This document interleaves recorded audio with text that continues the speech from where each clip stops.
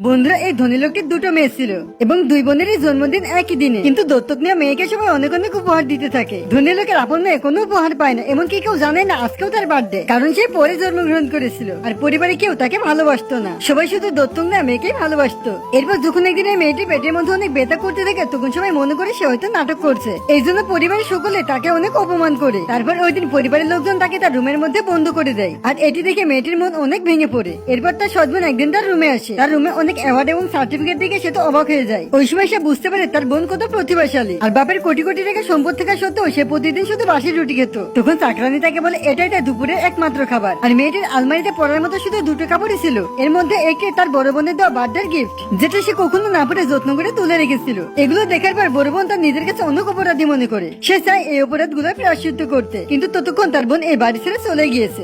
বড় বোন প্রতিজ্ঞা করে সে তাকে অবশ্যই খুঁজে বের করবে। একদিন পার হয়ে যায়, কিন্তু তারপর তার বোনের কোনো খোঁজ পাওয়া যায় না। গাইস, নেক্সট পার্ট দেখার জন্য ভিডিওটা লাইক করে চ্যানেলটিকে সাবস্ক্রাইব করো।